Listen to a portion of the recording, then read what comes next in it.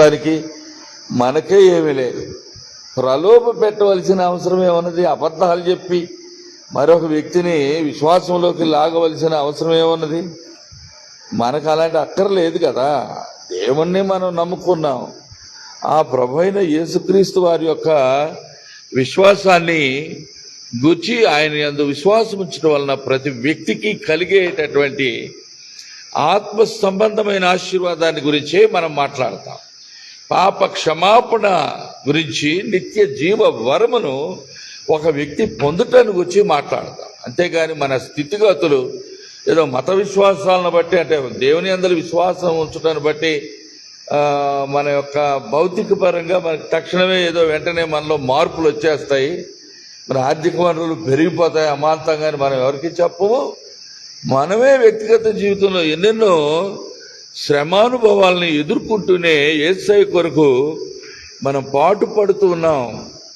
అనుదినము కూడా మనము ఆయనను గూర్చిన నిద్ర బాబా అక్కడ దయచేసాయా, ఆయనను గూర్చినటువంటి నింద మనం భరిస్తూ ఉన్నాం. We go through a lot of persecution. We are misunderstood by the community. People think we have a lot of money given by some foreigner, which is not true. ఇతరులు ఎవరో విదేశీయులు వచ్చేసి వీళ్ళకు కోట్లు గొమ్మరిస్తున్నారు. ఎక్కడ జరిగేదో మనకు తెలియదు. మనకు వ్యక్తిగతంగా అవి మనకు అనుభవం లేదు. మనకు అలా ఇచ్చేవాళ్ళు ఒక్కరు కూడా లేరు. మరి అలాంటి కోట్లు ఎవరో ఇచ్చేది ఉంటే, అలాంటి లాభాపేక్ష నాకున్నట్లయితే, మరి నేను నాతో అనుచరులుగా ఉన్న సహోదరులు ఒక నలుగురు, మొత్తం మేము 5గురం జైల్లో పడిపోయినప్పుడు మరి లాయర్ను పెట్టుకోవడానికి కూడా మనకు తగిన డబ్బులు లేక, పూర్వపు అనుభవం లేక, మన తరపున నిలబడి మాట్లాడేవారు కూడా ఎవరు లేక మనం ఎంతగా మానసికంగా నలిగిపోయామో, సామాజికంగా ఎంతగా కుంగుబాటుకు గురయ్యామో, మన కుటుంబాలు అనుభవించిన శ్రమ ఏంటో మనకు తెలుసు వ్యక్తిగతంగా. అందుకే పౌలు గారు రాస్తున్నారు, చదవండి 4వ వచనం.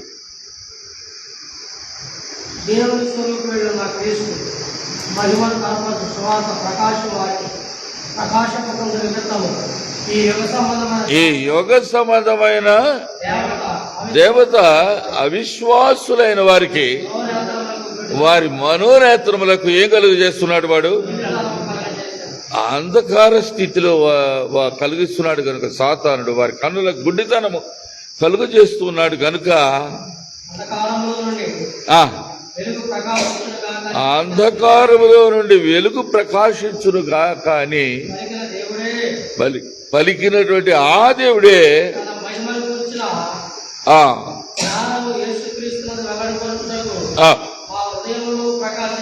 మన హృదయములో ప్రకాశించాడు. ఆయన యొక్క వెలుగు, ఆయన మహిమను మనం చూశాం. అంతరంగంలో ఆత్మ సంబంధంగా మన భౌతికంగా బలహీనమే, ఆత్మీయంగా మనం ఎంతో ధైర్యవంతులుగా ఉన్నాం. హల్లెలూయా.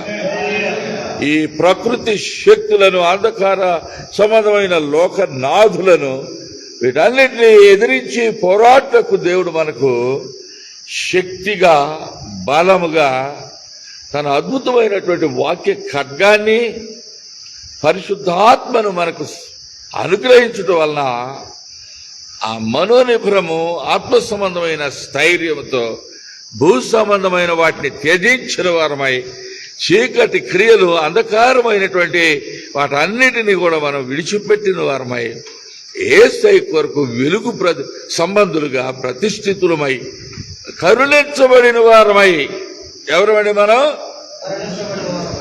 You and I have been given the grace by our Lord Jesus Christ.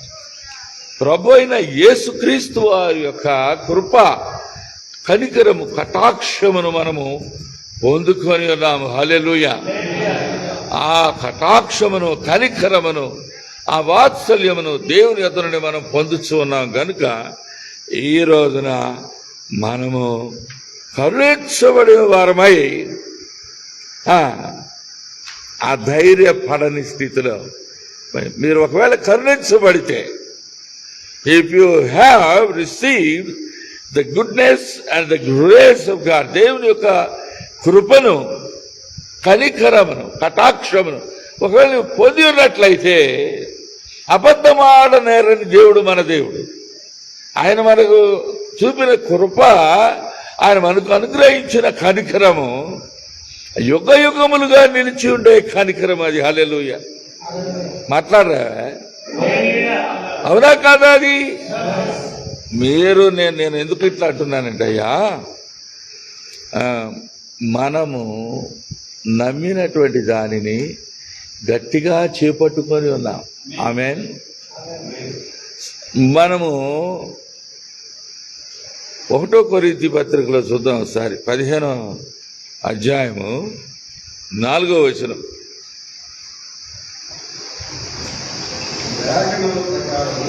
లేఖనముల ప్రకారం 3వ దినమున లేపబడిన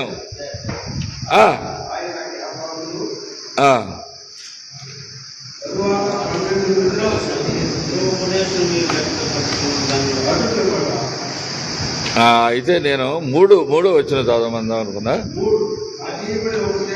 మొదట మీకు అప్పగించింది మీరు దాని అదే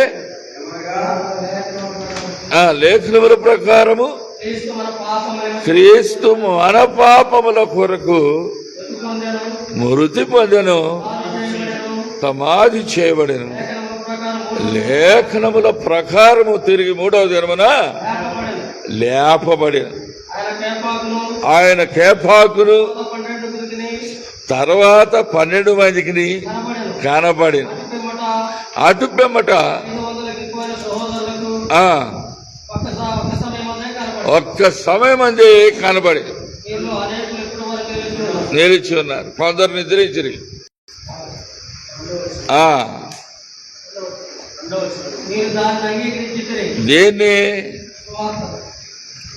దేన్నయ్యా?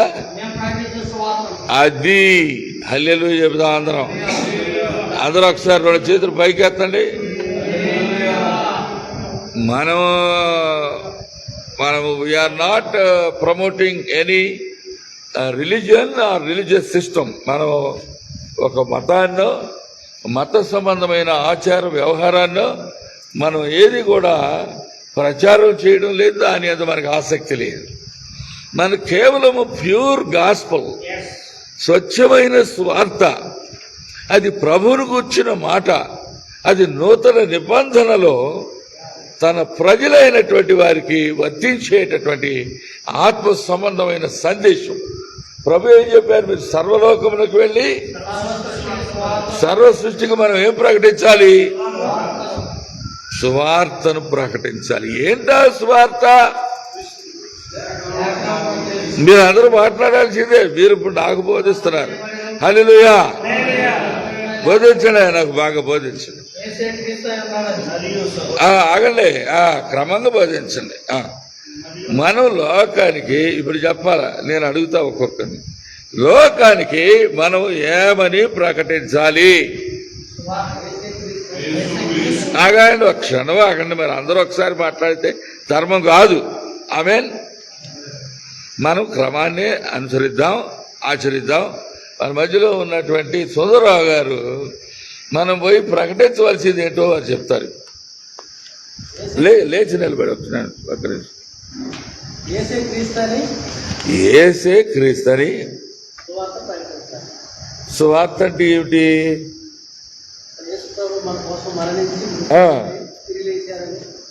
మన కోసం ఎందుకు మరణించాల్సి వచ్చింది ఆయన? ఓకే, అది ఓకే. ఎందుకు మరణించవలసి వచ్చింది? అట్లా కాదు, కారణం అడుగుతాడు. నాలాంటి పిచ్చోడు, జ్ఞానం లేనివాడు ఏమడుగుతాడు? నాలాంటి పామరుడు ఏమడుగుతాడు? అయ్యా అదే అంటే యేసు ప్రభు గారు ఎందుకు చచ్చిపోయారు అన్నారు అనుకోండి, కొంచెం అమాయకంగా. అప్పుడు ఏం చెప్తాం మనం? ఏంటి నశించేది పోతాం అసలు మనం? అసలు అట్లా కాదు.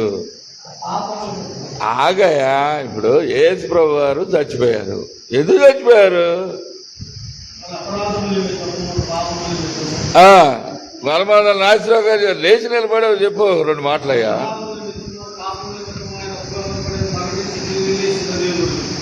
ఆహా. పాపములను క్షమించడానికి వచ్చిన పాపుల కొరకు ఆ. ఈ లోకమునకు వచ్చిన మాట పూర్ణంగీకారం యోగ్యమైనదని నీకు సువార్తను ప్రకటిస్తున్నాము కదా. ఆమేన్. నాగేశ్వరరావు గారు చాలా వందనాలు. కూర్చోండి మరి ఆరోగ్యం బాగాలేదు. చిన్న ఇప్పుడు సుందరరావు గారు మరి ఏంటంటే ఎందుకు చనిపోయారయ్యా అంటే దేవుడు ఈ లోక ప్రజలందరినీ ప్రేమించారు. ప్రేమించిన వాడు మనకు నా కబురు చెప్పలేదయ్యా. దేవుడు తన ప్రేమను వెల్లడిపరిచాడు. ఎలాగనగా మనం ఇంకను ఏమై ఉన్నాం మనం ఇంకను పాపులమై ఉన్నాం. పాపులు ఎందుకయ్యారు? పాపులు ఆజ్ఞ అతిక్రమే పాపము. అసలు ఆజ్ఞ ఎక్కడో అతిక్రమించారు? ఆదిలోనే దేవుని మాట ఉల్లంఘించిన మానవుడు, ఆది మానవుడు ఆదాము గారు, ఆయనకు దేవుడు సాటి అయిన సహాయముగా అనుగ్రహించిన అవ్వ, వారిరువురు ఏకీపించి పాపంలో మొట్టమొదటి స్త్రీ పడింది, మోసగించబడింది. తర్వాత ఆమె భర్త కూడా ఫలాన్ని ఇచ్చింది. ఇరువురు తిని దేవుని చిత్తానికి వ్యతిరేకంగా నిలబడ్డారు. అందువల్ల దేవుడు ముందుగానే తెలియజేసిన ప్రకారం పాపం వల్ల వచ్చే జీతము. ఆ రోజున ఏదేళ్ళలో ఎదురు తిరిగారండి. ఆ పండు తిన్నారు, మరణానికి గురయ్యారు. ఆ మరణమేమో తక్షణమే ఇప్పుడు చచ్చిపోయే మరణం కాదు, ఆత్మ సంబంధమైన మరణం. ఇలా వివరించగలిగి ఉండాలన్నమాట. అనుబంధ ప్రశ్నలు ఒకదానికొకటి ముడిపడి ఉంటాం. కూర్చోకూడదు. చాలా వందనాలు, మీరు నిలబడ్డారు పెద్దలు. చూడండి, మరి దేవుడు యేసుప్రభు వారు చనిపోయారండి. చనిపోయి ఎందుకు చనిపోయారు?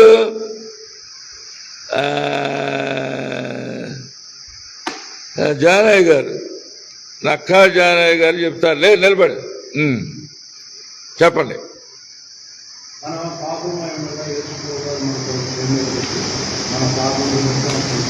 అవును,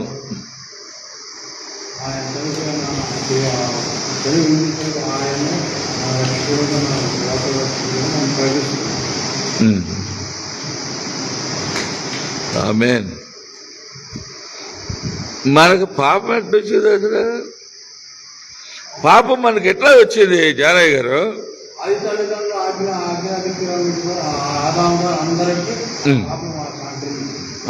అది అందరికీ సంక్రమించిందా? Okay, good. ఎట్లా అంటే ఎట్లాది? ఇప్పుడు మా నాన్నగారికి ఆస్తి ఏదో 2 ఎకరాలు ఉంది, నా వాటా ఇంత వచ్చింది అన్నట్టు, తండ్రి నుండి తాత నుండి తండ్రికి, తండ్రి నుండి కొడుక్కి, కొడుకు నుండి ఇంకా వారి కొడుకులకి, అట్లా ఆదాము గారి యొక్క ఆస్తి ఏదంటే ఆయన సంపాదించింది ఏంటంటే దేవుని యొక్క ఆజ్ఞను వారు ఆ రోజున ఉల్లంఘించారు. ఆ ఆజ్ఞను ఉల్లంఘించినందువల్ల పాపం అందరికీ సంప్రాప్తమైందనే విషయాన్ని మనం చెప్పగలిగి ఉన్నాం. సరే, మీరు అవగాహనతో ఉన్నారు, కూర్చోండి. చాలా ఉన్నారు. మరి ఇప్పుడు కోటేశ్వరరావు గారు నిలబడి, మందా కోటేశ్వరరావు గారు నిలబడి అవును అవును ఆమేన్. జన్మపాపం, కర్మపాపం అని 2. ఈ జన్మపాపం ద్వారా వచ్చిన పాపాన్ని, కర్మపాపం ద్వారా వచ్చిన పాపాన్ని ఆయన క్రీస్తు రక్తం చేత కొట్టివేసి నిత్య జీవనానికి వారసులు చేసి. ఆమేన్. పర్వాలేదు, మంచి లైన్లోనే నడుస్తుంది. కూర్చోండి. నెక్స్ట్ జానేష్ గారు నిలబడి. ఒక వ్యక్తికి సువార్త చెప్పడానికి మనం ఎలా మొదలు పెడతాము, ఏ విషయాలు ప్రస్తావిస్తామనే మాట నువ్వు చెప్పాలి. ఇప్పుడు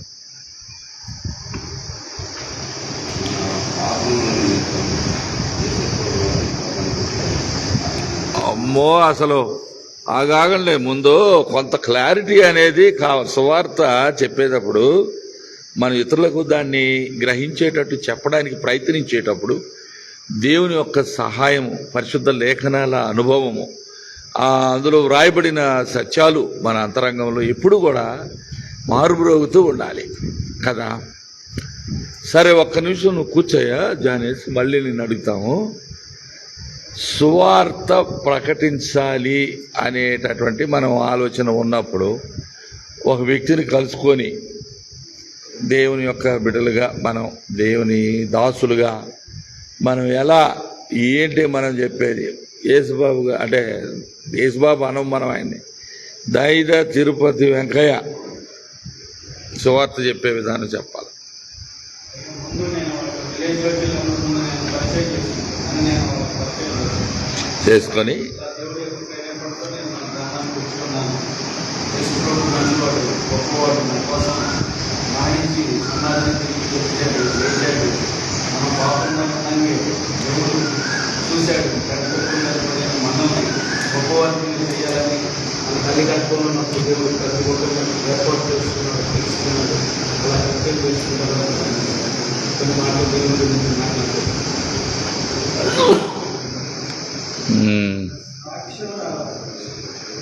అయ్యా, వ్యక్తిగత సాక్ష్యం.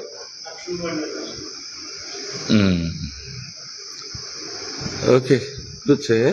నెక్స్ట్ మన మధ్యలో ఉన్న జయరాజయ్య గారు ఒక 2 నిమిషాలు ఎట్లా చెప్తారు ఏంటనేది వారు చెప్పాలి. స్వరం పెక్కలించి మాట్లాడండి, పర్వాలేదు. ఇక్కడ మిమ్మల్ని తిట్టి కొట్టేవాళ్ళు ఎవరు లేరు. చెప్పండి.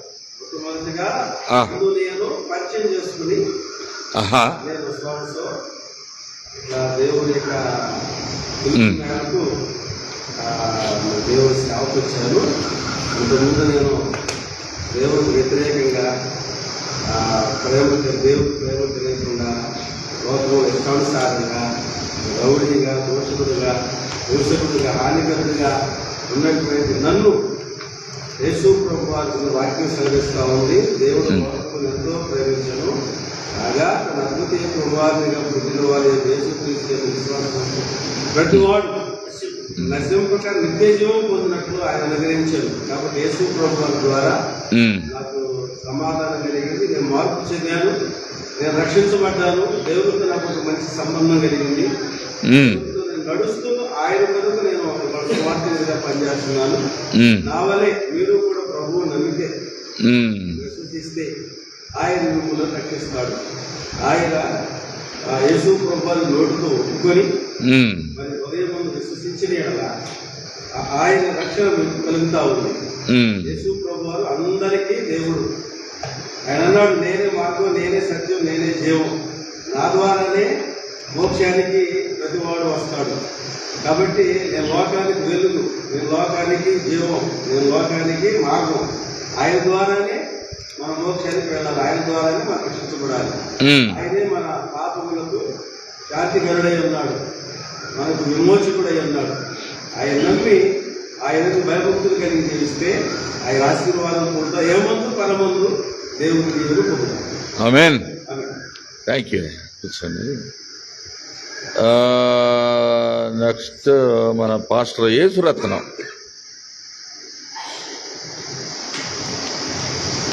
క్రీస్తునందు ప్రియమైన సహోదరులారా, సహోదరులారా, మరి యేసు ప్రభు సేవకుని పలానా ఊరు నుండి వచ్చాను. మరి దేవుడు వాక్యం ఏం చెప్తుందంటే, దేవుడు లోకాన్ని ఎంతో ప్రేమించను, కాగా తన అద్వితీయ కుమారుని విశ్వాసం ప్రతివాడు నశింపక నిత్యజీవం పొందినట్లు దేవుడు ఆయన మనకు అనుగ్రహించారు. యేసుక్రీస్తు ప్రభు సర్వలోక మానవాలను రక్షించడానికి ఆయన జన్మకారకుడిగా కన్యమరి గర్భాన పుట్టి ఉన్నాడు. మనందరి కోసం ఆయన శిలువలో తన ప్రాణాన్ని రక్తం దారపోశారు. ఆయన చెప్తున్న మాట ఏమిటంటే, ప్రయాసపడి భారం మోసుకుంటున్న సమస్త జిల్లాల నాయకుడికి రండి, నేను మీకు విశ్రాంతిని కలగజేస్తానని చెప్పారు. యేసు ప్రభు మరి పరలోకానికి ఒక గొప్ప మార్గం అండి. ఆయన చెప్పారు, నేనే మార్గంలో, సత్యంలో, జీవంలో ఉన్నాను, నా ద్వారా తప్ప ఎవరు పరలోకానికి చేరలేదని యేసయ్య ఖచ్చితంగా చెప్పారండి. చాలా మంది దేవతలు, దేవుళ్ళు, ప్రభులు, రాజులు, చక్రవర్తులు అనబడి వారు ఉన్నారు, కానీ ఎవరు కూడా యేసు ప్రభులాగా ప్రాణత్యాగం చేసిన వారు లేరు. ఎవరు కూడా ఆయనలాగా సమాధి చేయబడి 3వ దినమున తిరిగి లేచిన వారు లేరు. ఆయన నిజమైన రక్షకుడు, నిజదేవుడు. మానవులందరి కోసం ఆయన మరి చనిపోయి 3వ దినమున మృత్యుంజయుడై తిరిగి లేచారు. దేవుని వాక్యం చెప్తుంది, ఎంత గొప్ప రక్షణ నిర్లక్ష్యం చేసిన అలా మీరు ఎలా తప్పించుకుంటారు, సమయం లేదని దేవుని వాక్యం చెప్తుంది. మన కాకుండా దినాల్లో ఉన్నాం, అన్ని దినాల్లో ఉన్నాం. మనుషులు ఏ విధమైనటువంటి ప్రేమ లేని దినాలు కనబడుతున్నాయి. పక్క కుటుంబంలోనే తండ్రికి కుమారులు వినూత్నంగా ఉంటున్నారు, తల్లి కుమార్తెలు పిలుచుకుంటున్నారు, అక్క చెల్లెలు పిలుచుకుంటున్నారు. శాంతి లేని దినాల్లో మనం ఉన్నాం, ప్రేమ లేని దినాల్లో ఉన్నాం. యేసు ప్రభు రాకడ దినాల్లో ఉన్నాం కనుక మీరు ఆయన నమ్ముకోండి, మీకు శాంతి దొరుకుతుంది, సమాధానం దొరుకుతుంది. యేసు క్రీస్తు నామమున ఎవరైతే ప్రార్థన చేస్తారో వారు రక్షించబడతారని దేవుని వాక్యం చెప్తుంది. యేసు ప్రభు మీరు ఒప్పుకుంటే చాలు, ఏ విధమైన రుసుము చెల్లించలేదు, మీకు రక్షణ కలుగుతుంది. అంతేకాదు లేఖనముల ప్రకారం ఆయన చనిపోయి సమాధి చేయబడి 3వ దినంలో తిరిగి లేచున్నారు అని మీరు విశ్వసిస్తే హృదయంలో మీకు నీతి కలుగుతుంది. కనుక విశ్వాసం ద్వారా ప్రఖ్యాతనే మనం రక్షించబడ్డామండి. మేము అలాగనే రక్షించబడ్డాము. మరి ఏ విధమైన మొక్కులు చెల్లించడం వల్ల, ఈ లోక సంబంధమైన మరి పండ్లు పొలాలు ఇచ్చడం వల్ల ఏ మనిషి ఒక పాపి రక్షణ పొందలేడు. కేవలం యేసుక్రీస్తు నామములో రక్షణ ఉందని నేను తెలియజేస్తున్నాను. కనుక మీరు అందరూ యేసును నమ్ముకోవాలని మీ కొరకు నేను మిమ్మల్ని కోరుకుంటా ఉన్నాను. నమ్మండి, యేసును పరలోక రాజ్యం చేరండి, లేకపోతే కింద నరకం ఉంది, పైన పరలోకం ఉంది. ఈ రెండు ఖచ్చితమండి. చనిపోక మునిపే యేసును అంగీకరిస్తే మీరు పరలోకం చేస్తారు, లేకపోతే కనుక అగ్ని గుణంలో ఆగుతైపోతారు. దానిలో పండువారు బయటికి రావడం కష్టమండి. కనుక ఇదే రక్షణ దినమని దేవుడు చెప్తున్నారు, ఇదే అనుకూల సమయం అని దేవుడు చెప్తున్నారు. నమ్మండి, దేవుని రాజ్యానికి వారసులు కండి. God bless you all. Amen. Thank you very much pastor Yesuratnam. నా ఇప్పుడు మన మధ్యలో ఉన్న పాస్టర్ ఎలీషా బాబు చక్కగా దేవుని సువార్త ఒక క్రొత్త వ్యక్తికి నూతనంగా మరి పరిచయం చేసుకొని, ఆయనకి 10 నిమిషాలు టైం ఉంది ఆయనతో ఎలీషా బాబు గారు ఏదో ఒక ప్రైవేట్ వేరే స్థలంలో కలిశారు. ఆయన సువార్త చెప్పే విధానం ఏంటి?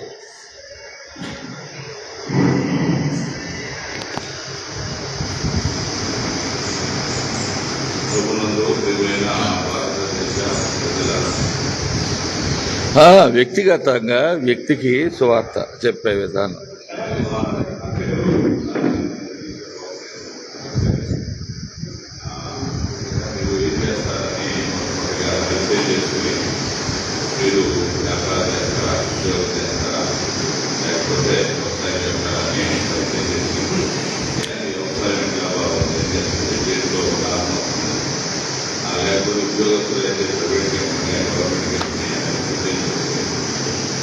లేకపోతే వ్యాపారం కాకుండా ఏదైనా రాజకీయ నాయకుడైనా ఎట్లా ఉన్నట్టు మరి యోగక్షేమాలు తెలుసుకుని మనసుకు తగినట్టుగా మరి దేంట్లో ఫలిస్తున్నారో దేంట్లో వెనకబడుకోలేదు. ఇంకా కూడా ఆయన మనసుకు తగిన ఆరోగ్య సమస్య ఉన్నా, లేకపోతే బిడ్డ లేకపోయినా, ఆర్థికంగా లేకపోతే సమాజం వెనకబడిపోయినా అటన్నిటి గురించి కొద్దిగా హెచ్చరిక చేసి మొట్టమొదటి ఏంటంటే వీటన్నిటికీ పరిష్కారం అవుతుంది. అది ఏ సమస్య అయినా, ఇక మందునైనా పరమందునైనా అన్నిటికీ చేయగలిగిన ఒక వ్యక్తి ఉంటాడు. ఆయనే మధ్య దేవుడు ఒక చెట్లకు పుట్లకు అన్ని ఒక ట్రెడిషనల్ ఆచారాన్ని చేస్తున్నారు. ఆచారాన్ని బట్టి మనకి ఏది లేదు, కానీ వాస్తవమైన దేవుడు ఆయన. అందుకే ఆయన పుట్టినప్పుడు తెలుగురా మరి మన ఈ రోజున ఒక మామూలు బర్త్డే సర్టిఫికేట్ కావాలన్నా, డెత్ సర్టిఫికేట్ కావాలన్నా వెళ్తే ఏసైని ఆధారం చేసుకునే నీకు ఏదైనా నమోదు అవుతుంది. కనుక ఏసైకి ఎందుకు ప్రాధాన్యత ఇచ్చారంటే ఆ ప్రొఫెషన్ ఆధారం ఆయనే, నీ డెత్కి బర్త్డేకి ఆధారం ఆయనే. కనుక ఆయన నీ రక్షణ కూడా ఆధారం ఆయనే.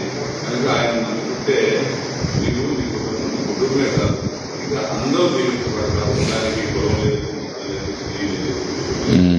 కనుక ఇది దైవ సంబంధమైన మాటలు తెలుసుకుంటారు. అది ఎవరికి ఉపయోగించేది కాదు. మీరు జనాలపై కూడా పబ్లిక్గా తిరగాల్సిన అవసరం లేదు. అవసరం అనుకుని ప్రార్థన చేస్తూ తర్వాత దేవుడే నీతో మాట్లాడతాడు. తర్వాత నీ ఆత్మీయంగా నువ్వు దేవుడు మార్గాలు చేస్తారు. దాని తగినట్టుగా నీ జీవితం జీవించబడతాడు.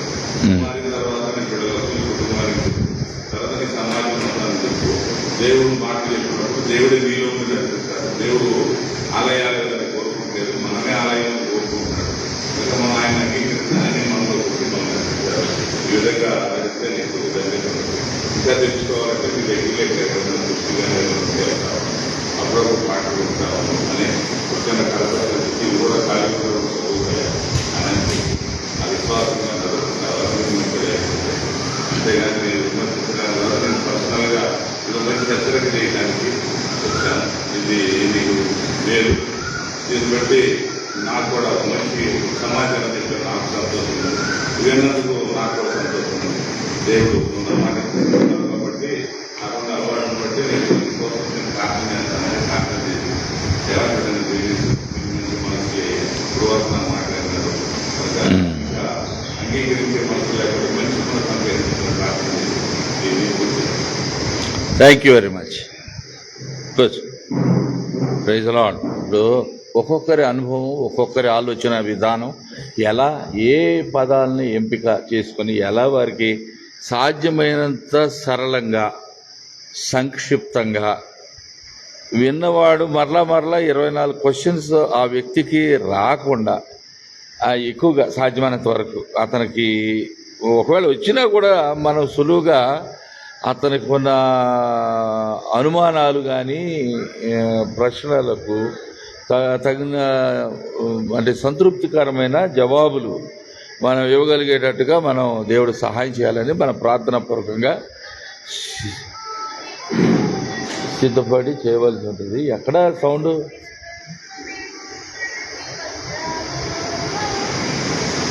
నేనేం చెప్పాను, మీరు కొంచెం మీ ఫోన్స్ని సైలెంట్ మోడ్లో పెట్టండి అయ్యా అని కోరాను. దయచేసి ఇకనైనా అది పాటించండి, ఇతరులకు అభ్యంతరం లేకుండా ఉంటుంది. సరే, ఇప్పుడు మీరందరూ కూడా ఒక్కొక్కరు అలా మీ వ్యక్తిగత అనుభవాన్ని చెప్పారు. మీరు ఎలా అప్రోచ్ అవుతారు ఏంటనేది. ఈ సమయంలో లాజరస్ లేచి నిలబడాలా,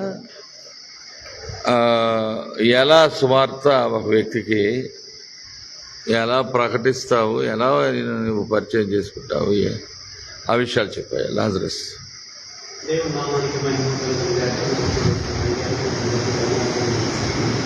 గ్రామానికి వెళ్ళినప్పుడు ఆయన వ్యక్తితో మాట్లాడుతున్నప్పుడు ఆ వ్యక్తి చేసే ఉద్యోగాన్ని బట్టి లేదా వ్యక్తి చేసే వ్యవసాయాన్ని బట్టి అతనితో మాట్లాడి మొదటిగా నేను కాన్ఫిడెంట్ అయ్యా, ఒకప్పుడు ఇలా ఉన్నాను, నా జీవితం ఒకప్పుడు అలా ఉండిపోయింది, యేసు ప్రభువును నమ్ముకున్న తర్వాత నా జీవితం మారిపోయింది, ఈరోజు సంతోషంగా ఉన్నాను, నాకు ఒక మా మనసులో ఒక నిశ్చిత ఉంది ఏంటంటే నేను పర్లోక రాజ్యానికి వెళతాను, నేను వెళ్ళిన తర్వాత ఒక ఆలోచన ఒక నాకు ఉంది. కాబట్టి మీరు కూడా యేసు ప్రభువును నమ్ముకోండి, ఎందుకంటే మీకున్న సమస్యలు పోతాయి, మీకున్న ఇబ్బందులు పోతాయి, అన్నిటికంటే ఈ లోకంలో మీకు ఆశీర్వాదం కలిగింది, అన్నిటికంటే అంతకంటే ఎక్కువగా పర్లోక రాజ్యంలో మీకు వారసత్వం వస్తుంది, నాకు నిత్య జీవాన్ని దేవుడు ఇస్తాడు. కాబట్టి మీకు మంచిది మేలు జరిగింది, తప్పనిసరిగా దేవుడి పట్ల అనేక గొప్ప కార్యాలు చేస్తాడు. మీరు పాపం మీరు అనేక పాపం చేసి ఉన్నారు కాబట్టి మీ పాపం మీ నోటితో ఒప్పుకున్న ఎడల ఆయన నమ్మదగినవాడు, నీతిమంతుడు కాబట్టి ఖచ్చితంగా మీరు ఎంతో పవిత్రంగా చేస్తారు. కాబట్టి మీరు వేసుకోవడం నమ్ముకున్నట్లయితే మీ కుటుంబం మీరు ఎంతో సంతోషంగా ఉంటారు. ఆ తర్వాత దేవుడి పట్ల రాజ్యానికి మీరు తీసుకెళ్తారు. Thank you.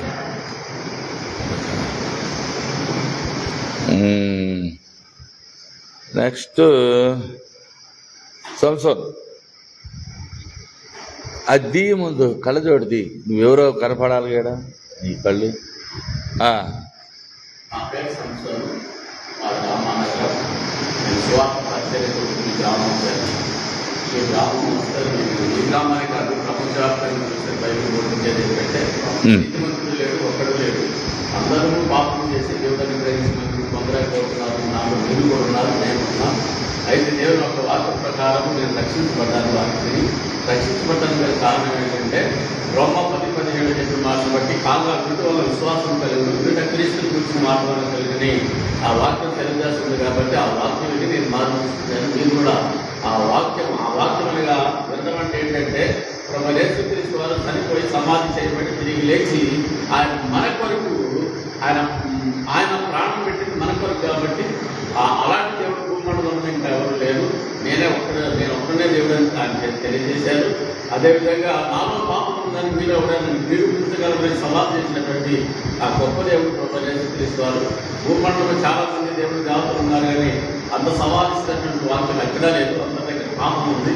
మన యేసు ప్రభు వారి దగ్గర పాపం లేదు కాబట్టి పాపం లేని వాడు పాపం తీసేయగలిగినటువంటి శక్తిమంతుడు ఆయన ప్రభు యేసుక్రీస్తు వారు కాబట్టి ఆయన పిలుస్తున్నారు. ఎందుకంటే మన దగ్గర పాపం ఉంది కాబట్టి ఆయన పిలుస్తున్నారు. ప్రయాసపడి భారతం మోసుకొని పోతున్న సమస్తమైన వాళ్ళారా నా యొక్క ఏంటంటే ఆయన పిలుస్తున్నారు. కాబట్టి ఆ భారతం తీయగలిగినటువంటి దేవుడు పాపం లేని యేసయ్య కాబట్టి మనలో ఉన్నటువంటి ఆ పాప భారాన్ని తీసుకురాస్తాడు. కాబట్టి మీరందరూ వచ్చి ఆయన వాక్యం విని ఆయన యొక్క ఆ లేఖనానుసారంగా మనం నడుచుకున్నట్లయితే తప్పకుండా మనం అంతా నీతిమంతులైనటువంటి వారికి మాత్రమే పర్లోక రాజ్యం ఉంది కానీ అనీతిమంతులైనటువంటి వారికి అగ్నిగుండం ఉంది. ఈ అగ్నిగుండాన్ని తప్పించుకోవాలంటే మీరందరూ మార్పు పొందాలని ఈ సమయంలో మీరు ఈ వాక్యానుసారంగా తెలియజేస్తున్నాను. కాబట్టి వాక్యం నుండి రక్షించబడండి, పాపంలో మరణించి అగ్నిగుండానికి పోవడానికి తెలియజేస్తున్నాను. మీ అందరికీ ఆమేన్. Thank you. నెక్స్ట్ మన ప్రియ సహోదరుడు చంద్రశేఖరయ్య గారు.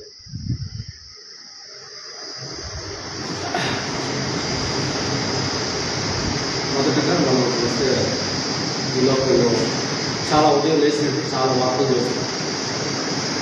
న్యూస్ పేపర్లో రకరకాల ఆత్మహత్యలు హత్యలు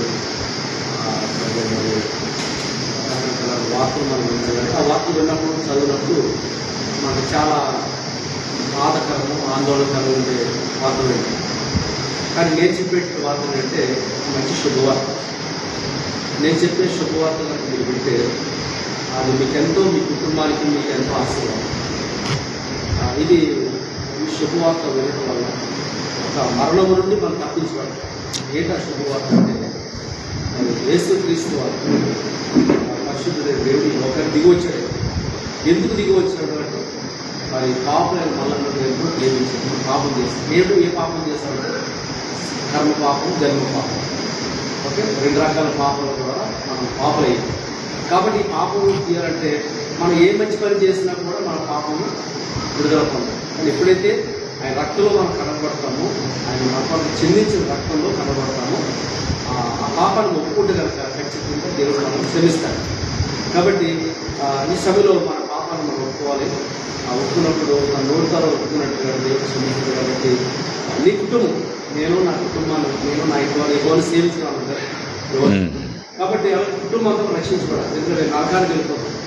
కాబట్టి ఒకటి సర్వలోకాన్ని సంపాదించుకుని మరి ఏ ప్రయోజనం, మన ప్రాణం పోగొట్టుకుంటాం.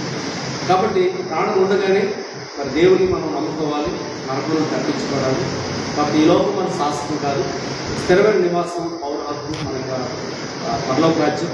కాబట్టి ఆ రాజ్యాన్ని మనం పెట్టాలి. కానీ ఈ లోక సంబంధమైన జీవనాధారం కోసం మనము దేవుని నమ్మకం కంటే పరలోక రాజ్యం అనేది చాలా ప్రాముఖ్యం కదా. కాబట్టి ఈ లోక సంబంధమైన జీవనాధారం కోసం మనం దేవుడిని పక్కన వేస్తాం. కాబట్టి దేవుని వాడుతున్నాం. అలా కాకుండా ఖచ్చితంగా దేవుని గురించి మనం తెలుసుకొని దేవుని రాజ్యాన్ని వెళ్ళాలి. కాబట్టి ఇది ఒక మేలు, ఇది ఒక శుభవార్త. ఆయన రావడం అనేది చాలా శుభవార్త. ఆయనకి జననం, మరణం, పునరుత్థానం జరిగింది కాబట్టి ఆయన నమ్మినట్లయితే లేఖన ప్రకారంగా జరిగింది కాబట్టి నమ్మితే కనుక కాబట్టి దేవుడు అన్నాడు కదా, దేవుడు నువ్వు నమ్మిన దేవుడు మహిమను చూపుని చెప్పాడు కదా. నువ్వు మృతులను నీ నోటితో నీ పాపను ఒప్పుకున్నట్లయితే ఆయన మృతుల్లో లేచిన నీ హృదయం విశ్వసించినట్లా నువ్వు రక్షించబడతావు. కాబట్టి అలాగే మనం చేసినట్లయితే ఖచ్చితంగా రక్షించబడాలి. ఆ వ్యక్తికి చెప్పి సువార్త చెప్పి ఆయన ప్రార్థన చేసి రక్షణలో నడిపించవచ్చు. దేవుడు మాట దీన్ని చాలా ఆమేన్. Thank you. తర్వాత రాంబాబు. మంచిది. నేను మొదలుగా తెలియనటువంటి ఒక వ్యక్తి దగ్గరికి వెళ్ళినప్పుడు నన్ను నేను పరిచయం చేసుకుని నా యొక్క జీవితాన్ని, నా యొక్క క్రీస్తుని నేను నమ్ముకోకముందు ఎలా జీవించాలనే విషయాన్ని అతనితో మాట్లాడటానికి మొదలుగా కొంత పర్మిషన్, అంటే ఒక 5 నిమిషాలు 10 నిమిషాలు ఎంత నేను మాట్లాడతాను అని ముందుగా ఆయన నా వైపు పెట్టుకొని తన దగ్గర ఒక అంగీకారం తీసుకున్న తర్వాత నేను రక్షింపబడిన విధానాన్ని నేను ఒక మంచి శుభవార్త చెప్తాను, ఒక వ్యక్తి గురించి పరిచయం చేస్తానని చెప్పేసి యేసుక్రీస్తు ప్రభువారి గురించి చెప్పే ముందుగా నా వ్యక్తిగత జీవితాన్ని మొదటగా నేను లోకంలో ఎలా జీవించానో, నా యొక్క స్థితి ఏమైందో, నేను ఎలాగా పడిపోయినప్పుడు నన్ను ఎవరు బ్రతికించారు, నన్ను ఎవరు రక్షించారు అనే విషయాన్ని మొదటగా నన్ను రక్షణ చేసుకున్న తర్వాత నా వ్యక్తిగత జీవితాన్ని సాక్ష్యంగా చెప్పి ఆ యేసుక్రీస్తు ప్రభువారు నా పాప జీవితాన్ని ఎలా రక్షించాడో, నన్ను ఎలా స్వస్థపరిచాడో, నేను రక్షింపబడగల కారణాలు ఏంటో అనే విషయాన్ని తనతో పంచుకొని నేను ఇతర దేవతల గురించి ఇతర దేవుల గురించి విమర్శించకుండా క్రీస్తు ప్రభువారి యొక్క సువార్త ఏదైతే ఉందో ఆయన జనన మరణ పునరుద్ధానం గురించి, ఆయన పాపములో విమోచకుడు కనుక మనందరి పాపం నిమిత్తము ప్రయత్నముగా ఆయన మరణించి తిరిగి లేచాడు అనేటువంటి శుభవార్తను వారికి తెలియజేసి వారు ఎలా ఉంటే రక్షణకు పడతారో, రక్షణ పొందిన మనం ఎలా బ్రతకాలో, ఎలా జీవించాలో విషయాలు తెలియజేసి చనిపోయిన తర్వాత మన జీవిత గమ్యం ఏంటి, మరి మనం కూడా చనిపోయిన తర్వాత మనకి గమ్యం ఒకటి ఉంది, మనకు జీవితం ఉంది, దాని గురించి కూడా వివరంగా తెలియజేసి ఆయన పునరుద్ధానంలో క్రీస్తుతో కూడా మనం చనిపోతే తప్ప మరొక జన్మంటూ మనకు లేదు, మనకు బ్రతుకు లేదనే విషయాన్ని ఆ వ్యక్తికి తెలియజేసి యేసుక్రీస్తు ప్రభువారిని పరిచయం చేసి ఆయనకు రక్షణ సువార్తను అందించి చివరిగా ఆయనకు ప్రార్థన చేసి ఆయనను దేవుడిలో మరొకగా గురుకులాగా ఆయన ప్రేరేపించబడినట్టుగా ఆయనతో మాట్లాడి రక్షణ సువార్తను అందించడానికి నేను ఇలాగా ముందుకు కొనసాగుతాను. ఈ విధంగా దేవుడి సువార్తను వారికి అందించడానికి సిద్ధంగా. Amen. Amen. Thank you. Israel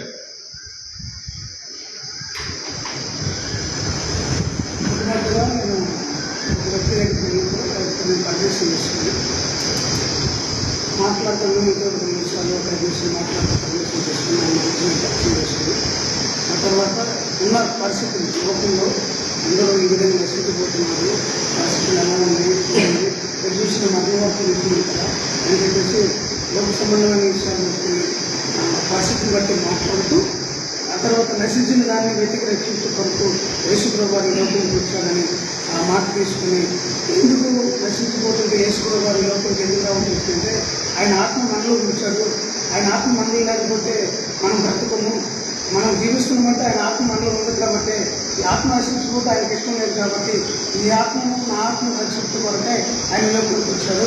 ఎందుకంటే మనం పాపంలో ఈ లోకంలో వచ్చాము, ఎలాగంటే తల్లి గర్భంలో పాపంగా ఈ లోకంలోకి వచ్చింది కాబట్టి ఆ పాపం పోవాలంటే యేసయ్య రక్తం కావాలి. పాపం పోవడానికి అనేక మంది కోడి రక్తము, మేకల రక్తము, గొర్రెల రక్తం ఇస్తున్నారు, కానీ ఆ రక్తం వలన మనిషికి వృత్తి కలదు. కానీ యేసుప్రభు రక్తం వల్లనే పాప క్షమాపణ జరుగుతుంది. ఆయన రక్తంలో పాప క్షమాపణ ఉంది. ఆయన ప్రేమించేవాడు, ఆయన ప్రేమమయుడు, ఆయన రక్తం సిందించడానికి ఈ లోకంలోకి వచ్చాడు.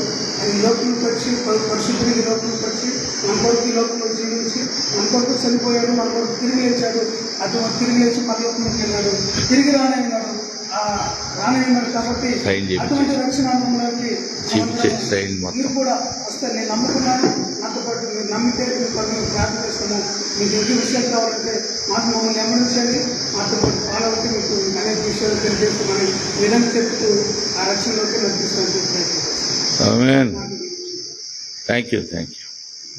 సోందయ్య గారు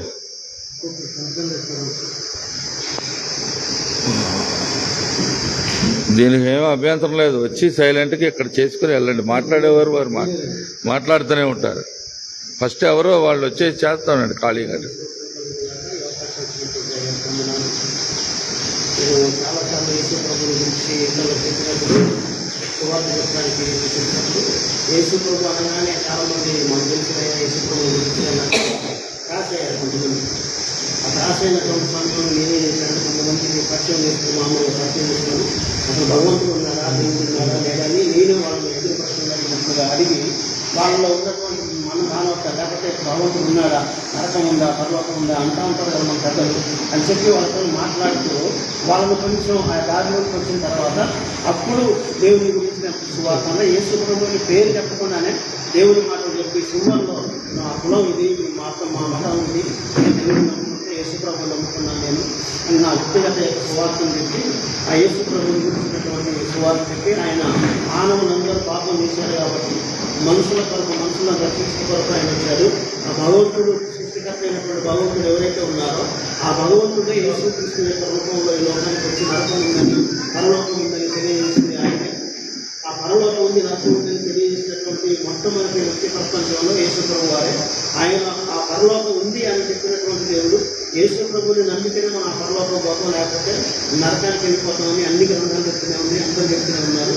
యేసు ప్రభు ఒక్కడే పరలోకం రాదు, నరకానికి వెళ్ళిపోతామని ఆయన ఎప్పుడే చెప్పలేదు, అందరూ చెప్తూనే ఉన్నారు. కానీ యేసు ప్రభుని నమ్మితేనే పరలోకం దొరుకుతుందని యేసు ప్రభుని గురించి నేను తెలుసుకొని యేసు ప్రభుని నమ్ముకున్నాను. ఆయన నిజమైనటువంటి నీతిమంతుడు, పరిస్థితులు కాబట్టి ఆయన నమ్ముకుంటే మనకు రక్షణ దొరుకుతుందని అతనికి చెప్పి సువార్తనికి యేసు ప్రభుని గురించి పరిచయం చేసి ఆయనకు ప్రార్థన చేసి ముగిస్తాము. ఆమేన్. రీసెంట్ గా మొన్న ఈ మధ్యకాలంలో పైన మన సెల్ ఫోన్ లో ఈ పాటలు పెట్టుకొని పక్కన నిల్చున్నారు. 75 సంవత్సరాలు పెద్ద పక్కన ఉండి ఆ పాటలు పెట్టుకొని ఉన్నాడు. ఉక్కు కట్టాలని పెద్ద అయినా ఏం సంగతి అని చెప్పేసి అనగానే మామూలు అన్నాడు, అసలు భగవంతుడు ఉన్నాడా? పెద్దోడి కదా నువ్వు, భగవంతుడు ఉన్నాడా? అలాంటి వాళ్ళకి చెప్పాలి, అసలు భగవంతుడు ఉన్నాడు, అసలు సృష్టికర్త ఉన్నాడా అంటే ఆ ఉన్నాడయ్యా, సృష్టికర్త లేకపోతే ఎట్లా ఉన్నాడు అన్నాడు. అసలు ఎవరు ఆ సృష్టికర్త అయినటువంటి దేవుడు ఎవరు? అసలు మనం వస్తున్నటువంటి దేవుళ్ళలో ఇంతమందిలో ఆ సృష్టికర్త అయినటువంటి దేవుడు ఎవరు అని చెప్పి అనగానే పెట్టాడు. ఆయన పరిశుద్ధుడు కదా, ఆయన అందరికి మానవులందరికీ దేవుడు అయితే తండ్రి లాంటి వాడు కదా, ఆయన తండ్రి కదా. ఈ పెళ్లిళ్ళు పేరంటాలు చేసుకున్నటువంటి వాళ్ళందరూ మనుషులు కదా, ఆయన భగవంతులు లెక్కయ్యారు, దేవుడు లెక్కయ్యారు. మీకు ఆలోచనప్పుడు కదా చెప్పు పెద్ద ఆయన అనగానే యేసు పరిశుద్ధుడు కదా దేవుడు అనగానే ఆ పరిశుద్ధుడు యేసు ప్రభు పరిశుద్ధుడు అన్నాడు.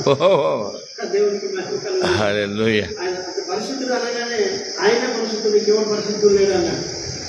ఆయనే నమ్ముకున్నారు అని చెప్పిన ఆ పక్కన ఉన్నటువంటి వ్యక్తి వాళ్ళు ముస్లింస్ కానీ యేసు ప్రభు నమ్ముకున్నాడయా, పాస్టరే అని చెప్పగానే విధానం పెట్టుకు ప్రార్థన. చాలా సంతోషం అండి. Thank you very much. కూర్చోండి. యేసురత్నం గారుది అయిపోయింది. ఇప్పుడు నెక్స్ట్ యేసుపాడం. అందరికీ వస్తున్నారండి.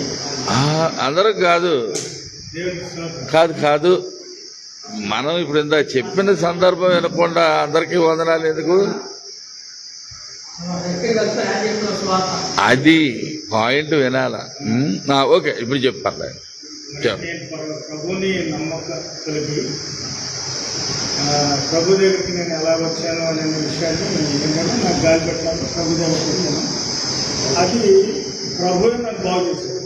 మొట్టమొదట నా యొక్క నన్ను బట్టి పీడిస్తున్న దెయ్యం ప్రభు నమ్మిన తర్వాత తొలిగిపోయింది. ఆ తర్వాత ఇప్పుడు ఇక్కడ పెద్ద ప్రశ్న వస్తుంది. మరి దెయ్యం నిన్ను బట్టి ఉన్నప్పుడు నువ్వు దేవుణ్ణి ఎట్లా నమ్ముకున్నావు కదా? దెయ్యం నిన్ను పట్టింది. ఆ దెయ్యం నిన్ను పట్టినప్పుడు వాడు నీలో ఉండంగా నువ్వు సువార్త వినలేవు కదా కదా? నువ్వు యేసు ప్రభు నమ్ముకున్న పాస్టర్ గారు అన్నారు. పాస్టర్ గారు నేనండి అని అంటే అప్పుడు ఆయన ఏమన్నాడంటే నువ్వు అసలు యేసు ప్రభుని ఎట్లా నమ్ముకున్నావు అడిగాడు నన్ను ప్రశ్న. ఆ ప్రశ్నకి నేను సమాధానం చెప్పి అన్నిడు అదే ఈ అన్నిటికీ నేను చెప్పాను అన్నమాట. యేసు ప్రభుని నమ్ముకోవడానికి కారణం ఏంటంటే నాకు గాలి పెట్టింది, అన్ని దేవతలు దేవుడి దగ్గర తిరిగాను, అన్ని జాగ్రత్తలు కట్టాను, పేకాడ కింద కాలు వరకు కట్టాను, జాగ్రత్తలు అక్కడ బాగు చేయలేదు. యేసు ప్రభు నమ్మిన తర్వాత దేవుడు నన్ను బాగు చేశాడు, పాస్టర్గా అయ్యాను. ఇప్పుడు నేను రక్షణ పొంది బాప్తిసం పొంది ఒక దైవజనుడిగా నేను ప్రభు దగ్గర తీర్మానం చేసుకున్నాను. నీ వ్యక్తిగత జీవితంలో ఎన్నో శ్రమలు వేగం శోధన ఉంటాయి. నువ్వు కూడా యేసు ప్రభు నమ్ముకుంటే నీ శోధనలని పోతాయని ఆ సహోదరుడు చూశాడు. అన్నీ పోతే ఏవి రావు, శోధనలు రావు, ఏ సమస్యలు లేవు అని చెప్తావా? లేకపోతే రక్షకుడు అయ్యా యేసు ప్రభు రక్షకుడు. మీరు పోయి ఈ మాటలు చెప్పారనుకో అయ్యా, విన్నాడండి తను కూడా విన్నాడు. అట్లా కాదు నేను అనేది. అది మనం చెప్పాల్సింది. బాగు చేశాడు, నువ్వు కూడా బాగుపడతావు. ఆయనే మార్గం, ఆయన జీవం, ఆయన వాక్యం రాదు నీకు, వాక్యం చెప్పు. వాక్యం అది కదా. సరే కూర్చోండి. Thank you. నెక్స్ట్ ఇప్పుడు దాకా చెప్పకుండా ఉన్నది ఎవరో అయ్యా. అందరూ ఎవరికి తోచినట్టు వాళ్ళు చెప్పారు. కాస్త కూస్త వాక్య సత్యాన్ని చదివింది గుర్తుపెట్టుకుని చెప్పే వాళ్ళు తక్కువ మందిగా కనిపించారు. క్షమించండి నేను ఇట్లా అంటున్నానని. నేనేదో పెద్ద ఎక్స్పర్ట్ కాదు, నేను కూడా విన్నాను, సత్యాన్ని చదివాను. నేనేమో చెప్తున్నానంటే ఎవరికైనా కొత్త వ్యక్తులకి మనము దేవుని గురించి చెప్పేటప్పుడు మన వ్యక్తిగత జీవితంలో దేవుడిని ఎలా మనం నమ్ముకున్నామనేది క్లుప్తంగా అయినా వారికి అర్థమయ్యేటట్టు చెప్పాలి. తరువాత అందరూ కూడా వచ్చి కూర్చోవాలండి. బయట ఊరికి అటు తిరగడానికి మీకు పర్మిషన్ లేదు. దయచేసి మీరు ఇట్లా చేస్తే మీరు వెళ్ళిపోవటమే, ఇక్కడ ఉండటానికి కుదరదు. ఇక మీ ఇష్టానుసారంగా బయటకు పోవద్దు, ఎవరు ఏమి చేయడానికి లేదు. దయచేసి ఇప్పుడు ఇది చాలా ప్రాముఖ్యమైన ఘట్టంలోకి వచ్చాం. ఏం ఘట్టం అండి అయ్య గారు? మా ఘట్టం అయిపోతుంది అనుకుంటున్నారంటే అది కాదు. నేను అనేది విషయం చూడండి, దయచేసి తేలిగ్గా తీసుకోవద్దండి. చివరికి ఏ కాడికి వచ్చిందంటే మనమే రాజు, మనమే రెడ్డి అన్నట్టుగా ఉంది కథ. ఇప్పుడు కదా బంటు నేనే అది అన్నట్టుగా. చూడండి, మనకి ఎక్విప్మెంట్ లేదు, ఉన్నదాన్ని ఉన్న కాడికి స్టార్ట్ చేయాలి.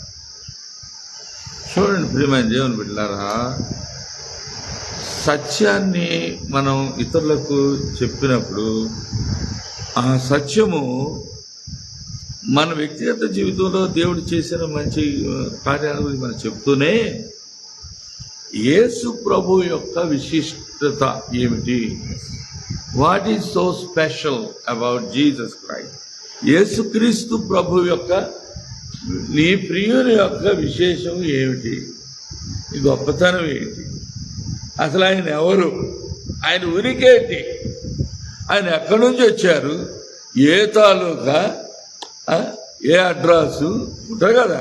నేను ఇప్పుడు ఎట్లా మాట్లాడుతున్నానో అట్లాగే గ్రామీణ ప్రాంతాల్లో చాలా మందిని నేను చూశాను. ఆయన ఏ ఊరుడు అయ్యారు, చదువు అందరికీ రాదయ్యా. ఆ మాటకు వస్తే నేను బాగా విద్య ఎక్కువగా అభ్యసించిన ప్రజల మధ్యలో మొరటుగా గ్రామీణ ప్రాంతాల్లో ఉన్నటువంటి దేవుని వల్ల ప్రేమించబడిన ప్రజలకు స్వార్థ ప్రకటించాలి. చూడండి, మనము యేసు ప్రభుని గురించి చెప్పేటప్పుడు ఆయన ఎవరు, ఇప్పుడు చెప్పండి యేసు ప్రభు ఎవరు అనేది సుందరరావు గారిని అడుగుతున్నా. సుందరరావు గారు మా బాబాయ్ ఇక్కడ ఫాస్ట్ గారే, కానీ ఆయన ఏం చెప్తారు అనేది నేను వినగలుగుతాను. అది మళ్ళీ వరుస వచ్చింది చెప్తున్నాను. యేసు ప్రభు ఎవరు? యేసు ప్రభు దేవుని కుమారుడు, పరలోకం నుండి భూలోకానికి మనిషి కుమారుడుగా వచ్చారు. మరీ గర్భాన్ని జన్మించి మానవుడిగా వచ్చి 33.5 సంవత్సరాలు ఈ భూలోకంలో జీవించి 3.5 సంవత్సరాలు సువార్త ప్రకటించి అనేకమైన స్వస్థతం చేసి నేనే మార్గము సత్యము దేవుడు అని చెప్పి అనేక మందిని పాపాలు క్షమించి స్వయంగా ఆయన కనపడి వారితో మాట్లాడి డబ్బులు తగ్గించి ప్రయాసపడి బాగా మోసం వస్తున్న సమస్త జనారా నా ఎదురు రండి, నేను మీకు విశ్రాంతి కలిగేస్తానని అనేక విషయాలు ప్రజలు బోధించి మరి నమ్మి బాప్తిసం పొందిన వాడు రక్షింపడతారు, నమ్మని వాళ్ళు శిక్షింపడతారు, నమ్మండి పరలోక రాజ్యాన్ని స్వతంత్రించుకోవడానికి చెప్పి అనేక మందిని ఆయన వైపు తీసుకున్నారు. ఈయన మరే కుమారుడు కాదని అనేక మంది వ్యాధం చేశారు. కానీ ఆయన చనిపోయి తిరిగి లేస్తారని ముందే చెప్పారు. ఆ విధంగానే చనిపోయారు, మరి ప్రార్థపెట్టబడ్డారు, మృత్యుంజయుడై 3 రోజులు తిరిగి లేచారు, చాలా మంది కనిపించారు. నేను స్థలంలో మీరు ఉండలాగా నా మరలా వచ్చి మిమ్మల్ని తీసుకొని వెళ్తాను, మీ హృదయాలను కలవపడలేకుండా ఎవరైనా చెప్పి అనేక విషయాలు చెప్పి ఆయన వెళ్ళిపోయారు. ఆ సువార్తను మనం ఇప్పుడు అనేక మంది పరిచయం చేసుకొని మన యొక్క వ్యక్తిగత మరి అవసరాలు విషయం కాకుండా మన జీవిత చరిత్రను కొంత తెలియజేసి నేను నేను ఈ విధంగా మారిపోయాను, ప్రభు నన్ను రక్షించారు, ఆయన ప్రేమ చూపించారు, ఆయన ప్రేమ మనందరం పాపమే. దేవుని వాక్య ప్రకారం ఏ నీతిమంతుడు ఒక్కడూ లేడు, కానీ ప్రభు యేసుక్రీస్తు ఒక్కడే నీతిమంతుడు. ఆయనలో ఏ పాపం లేదు కాబట్టి ఆయన మాత్రమే రక్షించగల పాపం రక్షించి సువార్తను ప్రకటించి మన సాక్ష్యం చెప్పి ఆ సువార్తనే మన పాపలమే కానీ మనల్ని ప్రేమించి మన సమస్త పాపాన్ని తీసివేయడానికి భూలోకంలోకి వచ్చారు. ఆయన మరలా వస్తారు, ఒకసారి వచ్చేళ్ళారు 2000 సంవత్సరాల క్రితం, మరలా వస్తారు. ఆయన వచ్చినప్పుడు మనం చెప్పుబడి ఆయన బిడ్డలుగా ఆయన యొక్క రాజ్య వాసనగా ఉండకపోతే మనం నరకానికి వెళ్తామని చెప్పి సువార్త ప్రకటించే వారుగా మనం ఉండాలి. Thank you. Praise the Lord. దేవునికి స్తోత్రం. కూర్చో. బ్రదర్ మీరు చెప్పండి. పాపుల రక్షకుడు అలాగే బైబిల్లో మనం స్వంత పొందడం ఎక్కడ కూడా యేసు ఎవరో అని చూడదు. ఆ టైంలో హృదయాంతరంగా లేదు వాడు. ఎవరంటే పాపుల రక్షకుడు మాత్రమే కాదు, హృదయాంతరంగా మన హృదయంలో ఏం ఆలోచన చేస్తున్నాము, ఏం మనసు తెలుసు కాబట్టి మరి చెట్టు ఎక్కిన కట్టే దగ్గరికి ఆయనే స్వయంగా తిరిగి వచ్చాడు. కాబట్టి కనుక్కున్నాడు, నేను కొట్టువాడు కదా, నేను చూడలేదు కదా అన్నాడు. అంటే హృదయాలు ఎరిగినవాడు కాబట్టి ఆసక్తి వచ్చాడు కాబట్టి ఆయన దగ్గరకు వచ్చి చక్కగా తిరిగి రాము కానీ నేను నీ యొక్క నీకు ఉండవలసింది అలా చెప్పిన వెంటనే తన జీవితంలో చాలా మార్పు కలిగింది. అలాగే యేసు ఎవరో తెలుసుకున్నప్పుడు ఖచ్చితంగా వారి జీవితంలో మార్పు అనేది ఖచ్చితంగా జరుగుతుంది. అలా జరిగిన విషయం మనం జకీలో చూసాం. ఆయనకున్న ఆస్తిని బీదలకు సగం భాగం విదలించినట్టు, తర్వాత ఇంటి ముందు 4 అంతస్తులు 4 అంతస్తులు మళ్ళీ తిరిగి చెల్లించినట్టు అన్యాయంగా ఎవరైనా తీసుకున్నాడు. అట్లా మార్పు అనేది గ్రేట్ చేంజెస్ అనేది వచ్చింది. ఆయన ఎవరో తెలుసుకోవడం వల్ల. Thank you. ఇప్పుడు మన మధ్యలో ఉన్నటువంటి ఫ్రాన్సిస్, ప్రభు అయిన యేసుక్రీస్తు వారు ఎవరు, ఆయన నమ్ముకోవలసిన ఆవశ్యకత ఏమిటి అని మనందరికీ అర్థమయ్యేటట్టుగా వారు చెప్తారు. యేసుక్రీస్తు ఎవరు అని చెప్పి ఎవరైనా అడిగినప్పుడు సమాధానంగా యేసుక్రీస్తులో ఉన్నటువంటి ప్రత్యేకమైనటువంటి క్వాలిటీస్ 100% మనిషి, 100% దేవుడు. సో అది కొంతమంది చాలామంది చెప్పే విషయం ఏంటంటే 50% దేవుడు, 50% మనిషి అంటారు.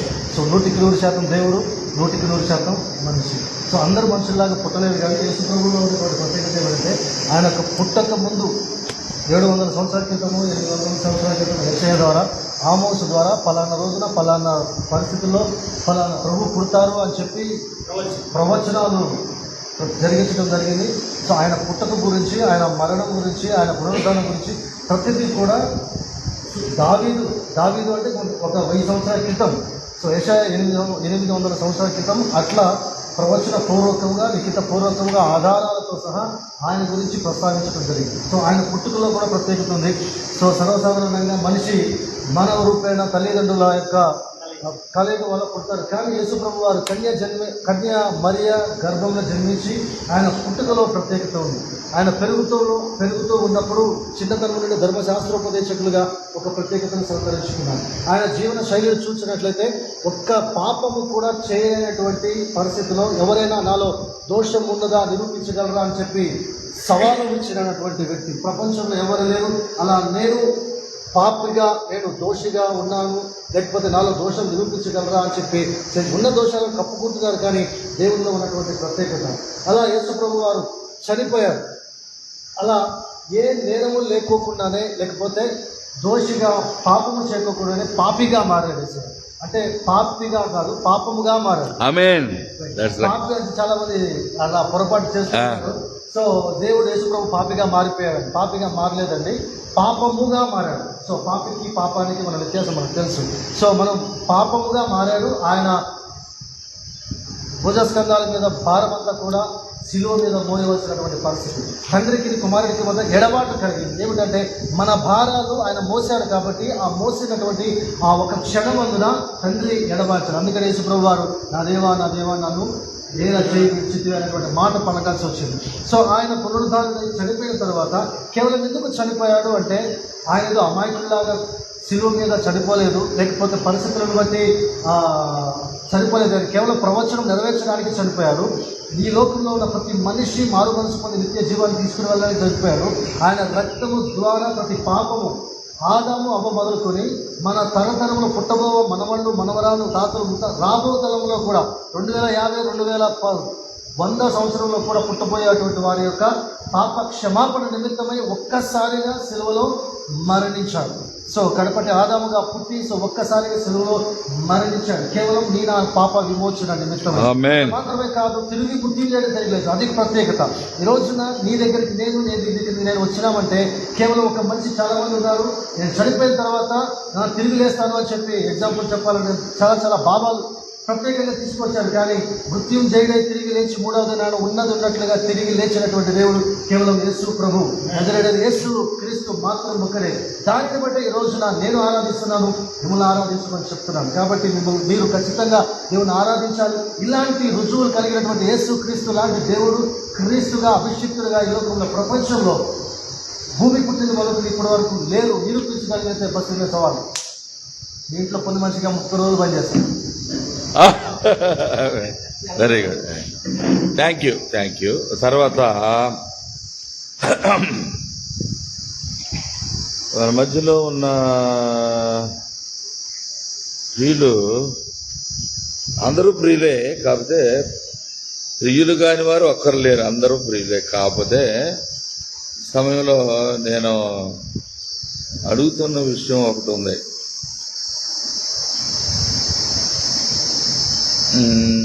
యేసు ప్రభువాని గురించి అడిగా కదా, అడిగానా? ఇప్పుడు అంశం అది కాదు, అయిపోయింది. కరెక్ట్గా చెప్పాడు ఫ్రాన్సిస్ బాబు. ఆయన బట్టి దేవుని స్తోత్రం, మీరు అందరిని బట్టి దేవుని స్తోత్రం. అయితే విషయం ఏంటంటే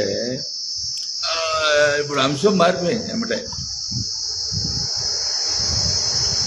యేసు బాబు అంటే దైదా తిరుపతి వెంకయ్య నిలబడి సాధ్యమైనంత వరకు సమీపంలోకి వస్తే కొంచెం మొహాలు ఇందులో కనిపిస్తాయి. మీరు చెప్పింది తర్వాత కూడా మీరు వినవచ్చు. ఇందులో లైవ్లో మాట్లాడాము, చూడండి దయచేసి. వాక్యము అంటే ఏమిటి? వాక్యము అంటే దాని అవసరత ఏంటి?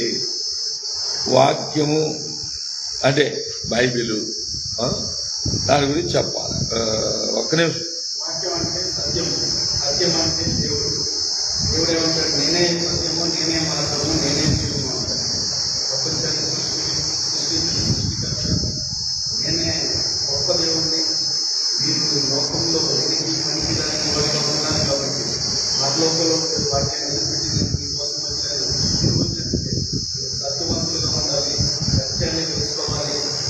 అసత్యమైన సంఖ్యల చేత మీరందరూ బంధించబడుతున్నారు కాబట్టి ఎప్పుడైతే మీ సత్యం చేత ఉన్నతంగా వెలిగించబడచ్చో అప్పుడు మీరందరూ పరలోక వారసులు పడుతుంటారని, మీరందరూ భూమి మీద ఉన్న పరలోక జీవితంలో పొందుకోవాలని దేవుడు సత్యవంతుడిగా గుర్తించబడతారు.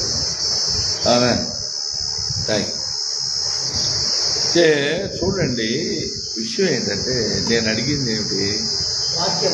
వాక్యము అంటే ఏమిటి అన్నా కదా.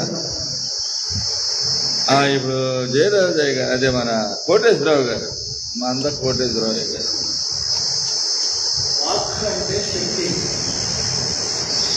అది సృష్టికర్త 40 మంది ప్రవక్తలు దేవుని యొక్క శబ్దాన్ని గ్రహించి దాన్ని ఆ వాక్కులను లిఖితపూర్వకంగా రాశారు.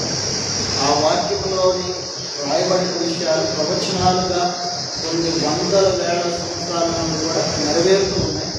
కాబట్టి అందులో జీవం ఉన్నది అని మన అర్థమవుతుంది. వాక్యం అని ఉన్న దేవుడే వాక్యం.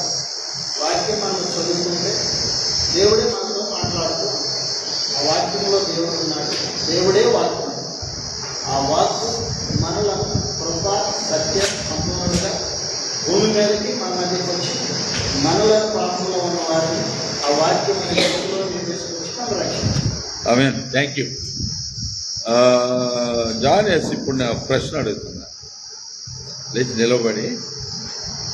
పాపము అంటే ఏమిటి? పాపము అంటే ఏమిటి? చెప్పండి. ఎవరు మాట్లాడబాకండి మీరు పండితులే కానీ ఇప్పుడు ఎవరు పాండిత్యం వారే మనం మాట్లాడాలిగా. అది ఏం దాసులు మీరు ఇప్పుడు సహాయం చేయకూడదు, తర్వాత మాట్లాడదు.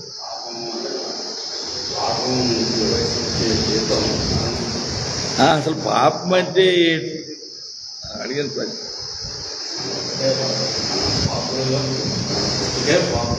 అది ఓకే, పాపం అంటే ఏంటి?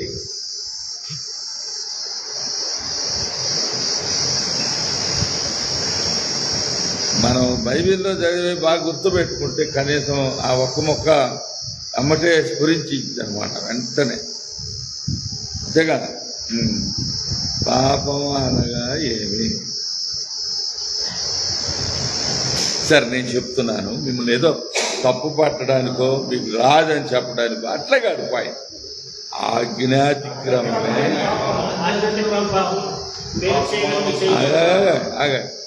అది వెంటనే గుర్తు రావాలి మనకి. ఎవరి ఆజ్ఞది? ఎవరి ఆజ్ఞాతిక్రమమే పాపము.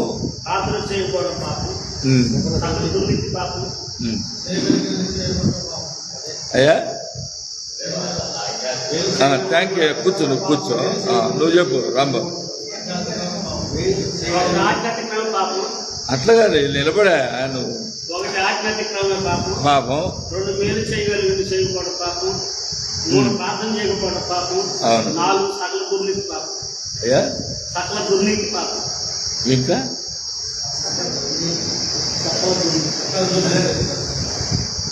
కరెక్టే. ఇంకా దేవుని ఆజ్ఞను వెంబడించకపోవడం పాపం, ఆయన అనుసరించకపోవడం పాపం. ఇంకా కొన్ని పెట్టినే ఉంటాయిగా. ఆయన శక్తిని చేయకపోవడం పాపం. అదేలే అనుసరించకపోవడం అన్నా, ఆయన మాటకి లోపడకపోవడం అన్నా అవే అర్థం వస్తాయి కానీ. Okay, thank you. నెక్స్ట్ పరిశుద్ధ వివాహము అనగా ఏమి? ఎలీషా బాబు.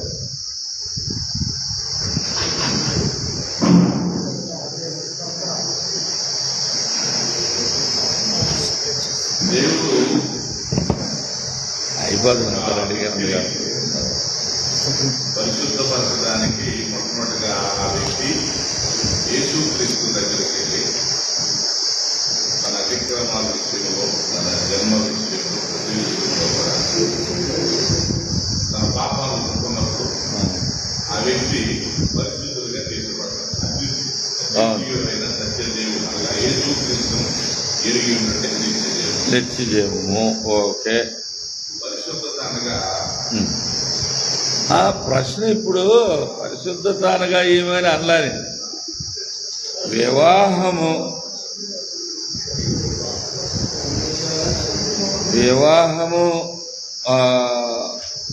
అది ఎవరి మధ్య జరగాలి? అది పరిశుద్ధ వివాహం ఎందుకు అయిందని అన్నాను కదా. అంటే దాదాపు అదే అర్థం వచ్చేటట్టుగా నేను మాట్లాడాను. కనుక వివాహము పరిశుద్ధమైందే కదా, అందరూ ఒప్పుకుంటాం కదా. అందరూ చెప్పండి, మీ పనులు వేరుంటే మీ కాదు. ఇప్పుడు వివాహం అనేది పరిశుద్ధమైందా కాదా?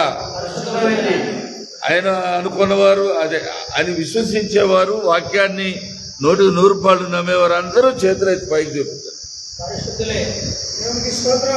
హల్లెలూయా చెప్పండి.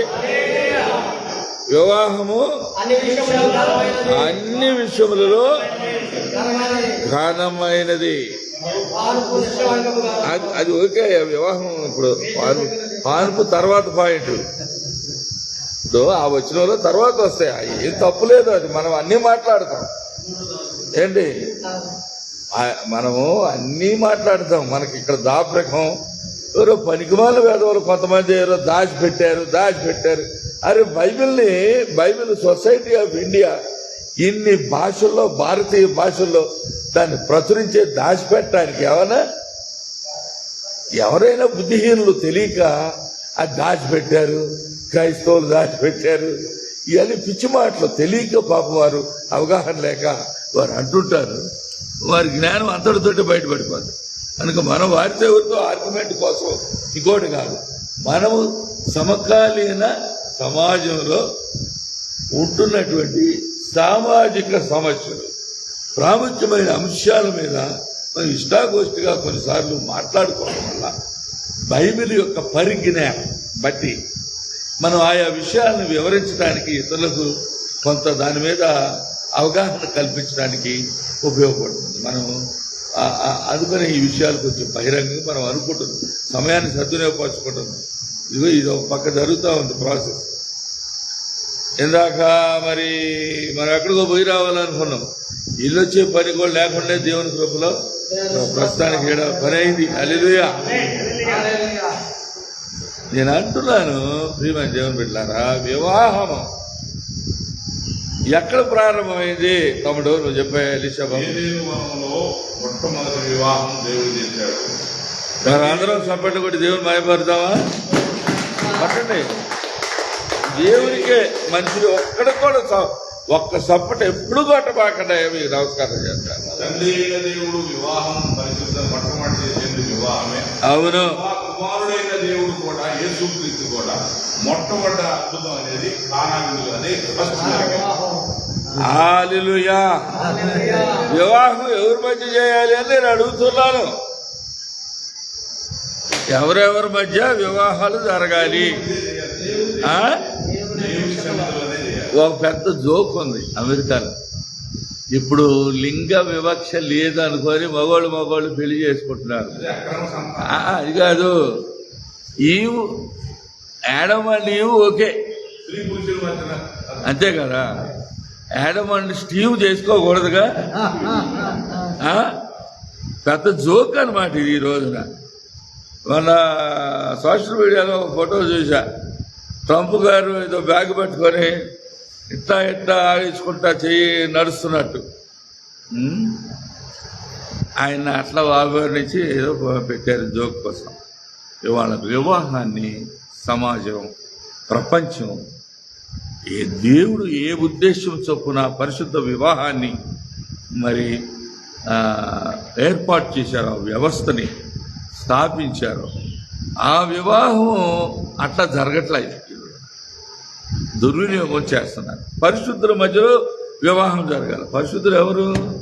ప్రభువును విశ్వసించిన వారే పరిశుద్ధులు. ఇవాళ పెళ్ళిళ్ళు ఎట్లా చేస్తున్నారు? బుద్ధి జ్ఞానం లేకుండా మనం, అంటే మన మనుషులు, మనకు అందరికీ అన్నీ ఉంటాయని కాదు, ఏ సమయానికి ఏది ముంచుకొస్తుందో తెలియదు. ఇరువురు వ్యక్తులు ఒకే విశ్వాసం, ప్రభువును విశ్వసించిన బిడ్డలైతే అవిశ్వాసులతో పెళ్లి చేసుకోకూడదు. విశ్వాసి అవిశ్వాసతో వివాహం జరుగుతుంది. మా తాతగారు పాస్టర్ గారండి అయ్యా, మా నాన్న బిషప్ గారండి, నేను కూడా నమ్ముకున్నానని అన్నాడు అనుకో, నమ్మినట్టేనా? తాతగారిని బట్టి వస్తుందా? వాళ్ళ నాన్న బిషప్ అయితే మనకి ఈ అబ్బాయికి ఏమన్నా ఇదా? రక్షణ వ్యక్తిగతమైనది. మనం చూసి ఈ రోజున నిశ్చితంగా గమనించి వివాహాలు మన పిల్లలకి చేయకపోతే, సరే అన్నిసార్లు అందరికీ సాధ్యం కాదు కదా. ఇప్పుడు నేనున్నా, నా కొడుకు ఎక్కడో పోయి దేశంలో ఉన్నాడు. ఆయన ఒక మంచి విశ్వాసి అని అమ్మాయిని ఇష్టపడ్డారు. వారిరువురు వారి వ్యక్తిగతమైన ఆలోచనలు బట్టి, మాటలను బట్టి, వారిని విశ్వసించిన విశ్వాసాన్ని బట్టి దేవుని నమ్మే బిడ్డలు ప్రతి ఆదివారం కంపల్సరీగా వారి మందిరానికి వెళ్ళడం, వాక్యాన్ని నమ్ముకొని అట్లా ఉంటున్నారు. ఇలాంటి రుజువులు కొన్ని చూసుకోవాలి మనం. నేను అనేది తప్పు అంటారా, రైట్ అంటారా? అందరూ చెప్పాలి నాకు. అయ్యా అందరూ కూడా ఇది చూసి చెప్పండి, గుడ్డ మీద చేసుకొని చెప్పండి. మనం ఎవరూ కూడా తప్పు చేయకూడదు. మన పిల్లల దుఃఖానికి మనం కారణం కాకూడదు. ఇంటి యజమానులుగా మన బాధ్యత మనకుంటుంది, తల్లిదండ్రులుగా. నేను ఎవరినో తప్పు పట్టడానికి ఎట్టి పరిస్థితి దేవుడే సాకు. కనుక పర్యవసానాలు దారుణంగా ఉంటాయి. ఏమంటారు అయ్యా ఫ్రాన్సిస్ బాబు? కనుక మనం మన పిల్లల్ని ప్రేమిస్తాం. వారు ఏ విధంగా కూడా శ్రమ పడితే చూడలేము, సహించలేము మన పిల్లలు. తండ్రి అయిన దేవుడు కూడా తన బిడ్డలను గురించి వీరి వివాహము, వీరి వ్యవహారము, వీరి సామాజిక స్థితిగతులు, వారు ఎట్లా ఎవరితో అనుబంధం కలిగి ఉంటున్నారు ఏంటి అన్నీ చూస్తాడు కదా దేవుడు. కనుక దయచేసి మీరు మనమందరం మన పిల్లల గురించి బాధ్యతాయుతంగా సంబంధాలు చూసేటప్పుడు బహు జాగ్రత్తగా మనం కుల మతాలు దేవుని బిడ్డలకి లేవు, అదంతా తప్పు. కానీ నేననేది ఒక వ్యక్తి యొక్క విశ్వాస స్థితి, ఆ వ్యక్తి యొక్క సాక్ష్యం ఏమిటి, ఆ కుటుంబం యొక్క నేపథ్యం ఏమిటి, ఆ కుటుంబం ప్రభువును విశ్వసించిన వారుగా తల్లిదండ్రులుగా మొదలుకొని ఆ పిల్లలు కానీ దేవుని వాక్యానికి విలువ ఇస్తున్నారా లేదా, ఏదైనా ఒక స్థానిక సంఘంలో వారు క్రమం తప్పకుండా దేవుని ఆరాధించడానికి హాజరయ్యే కుటుంబమా కాదా, మరి తండ్రి గారు వివాహం సరైనదేనా కాదా, ఏది తండ్రి మరి లంచగొండా, ఒకవేళ ఏమైనా అరెస్ట్ అయ్యాడా, జైల్లో పడేశారా, పోనీ పడితే తప్పులేదు, మేము పడ్డాం ఏదో ఒక సందర్భంలో. దేనికి పడ్డాం, ఏదో తప్పు పనులు చేసి పట్టుకున్నారండి, నిర్ణయం తీసి కట్టేశారు, చెట్టు కట్టేశారు అని విన్నామను. వాళ్ళు అవతల ఏం చెప్తారు, అమ్మాయి అమ్మో చాలా హాయిగా బ్రతుకుద్దండి, ఎక్కడ చేయబెట్టినా బంగారం అని చెప్తా ఉంటారు కొంతమంది. నాకు అవి అసలు వినపడవండి, నాకు వినపడవు, అవి నేను కనపడదు. నాకు నీకు బంగారం ఎంత ఉందనేది ఎవరికి అక్కర్లేదు, ఎవరికి నిమిత్తం. ఆ బంగారం తినలేము, అరిగించుకోలేము, దాన్ని క్షేమంగా ఉంచుకోలేము. మనకు ఆ చిన్న బంగారం పోకు కోసం సొరకత్తులు తీసుకొని బయలుదేరి వేసేస్తున్నారు. విజయవాడలో గుణదల ప్రాంతంలో చాలా ఏళ్ల క్రితం ఒక వృద్ధురాలు చేతి నిండా బంగారు గాజులు ఉన్నాయంట. ఒక వ్యక్తి వచ్చి మామగారు కొంచెం మంచినీళ్ళు తెచ్చిస్తారా అని అడిగాడు. చిన్న బ్రీఫ్ కేసు తీసుకొని వచ్చాడు. సర్లేమ్మని ఇది పేపర్లో పడింది చాలా కాలం క్రితం. సర్లే వెళ్ళింది అంట లోపలికి, మంచి ఇల్లు ఒక్కతే ఉంటుందని అన్ని కనిపెట్టే కదా వెళ్ళేది నేరానికి. అమ్మడబడి వెనక వెళ్ళాడట. ముసలమ్మ లోపలికి వెళ్ళనిచ్చి ఈయన వెనక్కి వెళ్ళి ఆ బంగారం ఆ ఉరుకులది మొత్తం చేతుల నిండా ఉన్నాయి. పాపం బాగా ధనవంతులే, పిల్లలు ఎక్కడో దూరదేశంలో ఉండడం, వారు కష్టపడి సంపాదించుకున్నారు, అంతా బాగానే ఉంది. ఆ రోజుల్లో కూడా ఈ నేరం జరిగినట్టే గౌరవం నమ్మలేకపోతుంది. మరి అప్పుడు అతను అన్నామంటే గడగడలాడిపోయింది, చంపేస్తానని చెప్పాడు. మాట్లాడకుండా ఎవరిది ఇంకొక ఉందట, చిన్న గట్టి టైట్ అయిపోయి వాడి దగ్గర ఉన్న ఆయుధం చూడు, చెయ్యి ఇక్కడికి ఇక్కడ కట్ చేసి పడబడబడ రక్తం కారుతా ఉంటే అది దేనిలోనే చుట్టేసి ఆ ఉన్నటువంటి ఆ కంటె బంగారు కంటె తీసి అందులో పడేసుకొని చాలా తర్వాత దొరికాడు అనుకోండి. దొంగ దొరుకుతాడు కదా, నేరగాడు ఎప్పటికైనా దొరుకుతాడు, అది మాత్రం 100%. వాళ్ళ మనుషులు తప్పించుకుంటా దేవుని యొక్క దుర్గుని పైనుండి వేస్తూనే ఉన్నాడు, చూస్తూనే ఉంటాడు, కనిపెడతాడు. కనుక బంగారం బలిగా ఉంటుంది అనేది అన్నారు కదా, అందుకని బంగారాన్ని ఎక్కువగా ప్రేమించే వారిని మన ఇంటికి కోడలుగాను లేకపోతే మనం వియంకులుగాను మాట్లాడితే కొంతమంది డబ్బు గురించే మాట్లాడతాం. 2 శాలరీస్ ఎవరు లేరు, అంత డబ్బు అంత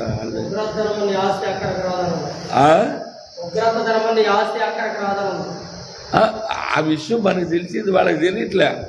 కొంతమంది అది తెలియక ఆ సంబంధం ఎత్తకట్టు కుదిరేయడం, మరి మాట్లాడదాం చేసేద్దాం అనుకొని చేశారనుకో, పిల్లలకి తెలియదు, పెద్దలకు కూడా తెలియదు అనిసార్లు. మనం అందుకే కొంచెం ఎక్కువగా వివాహాన్ని గురించి ఆలోచించాలని ఇక్కడ కావలసిన పిల్లలు చాలామంది ఇంకా మన కుటుంబాల్లో, మన సంఘాల్లో, మన అయిన వారు చాలామంది ఉన్నారు. కనుక నేను అందరి మేలు కోరి ఈ ప్రాముఖ్యమైన అంశం మీద ప్రతి ఒక్కరు కూడా అవగాహన పెంపొందించుకొని లేఖనానుసారమైన ఉపదేశాన్ని మీరు పిల్లలకి చెప్పండి, మీరు చెప్పండి. ఎవరో పుల్లయ్యగాళ్ళు నేను ఒకటి చెప్తున్నా మీకు, దయచేసి నన్ను అపార్థం చేసుకో. ఎక్కడెక్కడో దేశాలుగా దేశాలని సంబంధాలు కలుపుతారు. వాళ్ళెవరో వీళ్ళెవరో ఎవరికి తెలియదు. వాళ్ళకి కొన్ని పర్సనల్ ఇంట్రెస్ట్ ఉంటాయి. వాటిని బట్టి మనం పోయామా ఉరికామా అయిపోయినట్టే. కనుక మనం వినేవన్నీ వాస్తవాలు కాదండి. వినేవన్నీ కూడా అసలు బ్యాంకులో మూలుగుతున్నాయంట ఆడిపోతే ఇంట్లో ఈగలు అంటారు చూసారా, ఈగలు మోత. ప్రజలు చెప్పినంత నేను అసలు ఏదీ నమ్మను. నాకు డబ్బుతో కూడా పనే లేదు. మరి ఏంటయ్యా నీ పని అంటే, ఒక వ్యక్తి యొక్క వ్యక్తిత్వంలో వ్యక్తి నమ్మదగిన వాడుగా ఉన్నాడా, మాటకారిగా కాకుండా సహజ సిద్ధమైన దైవ భయంతో ఉంటూ, అంటే సహజ సిద్ధమైన దేవుని వలన ఇవ్వబడిన జ్ఞానము, దేవుని పైనుండి దిగి వచ్చిన జ్ఞానం అని నా అభిప్రాయం. కొంచెం అతను అధికంగా మాట్లాడేసేసి గొప్ప పెయింటింగ్ చేస్తాడు. మాకు సార్ 10 కోట్లు మన 10 CR అంట, మాటలు 10 CR అంట ఊరమ్మో అని మనం యువతలోడికి వీడి గాల్లో చక్కర్లు పుట్టేస్తాడు.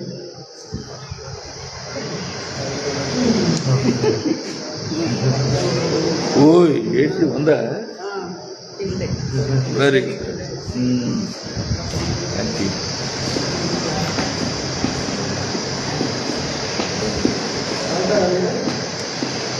లేదు లేదు,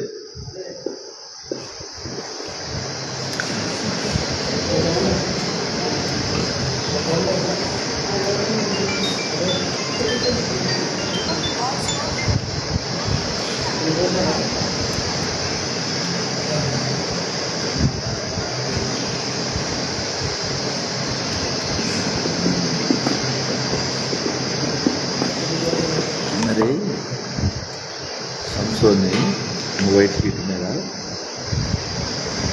ధర్మవరం గారికి నా దీంట్లో మా అమ్మాయి పుట్టిన చేశారు.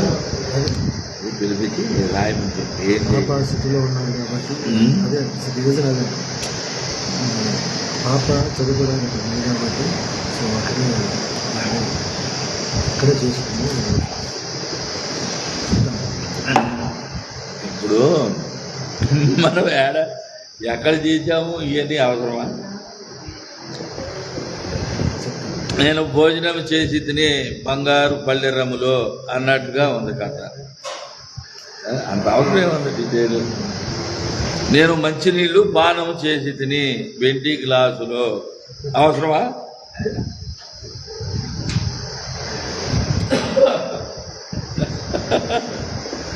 చాలా మందికి ఏంటంటే పాపం తెలియక. అయ్యా దయచేసి ఒక విషయం గమనించండి, మామూలుగా చేయటానికే ట్రయల్ చాలట్లా. అదనమైన అధిక ప్రసంగాలకు పోయి మనం రాసే రిపోర్ట్లో ఏంటి ఓకే ఒక్క క్షణం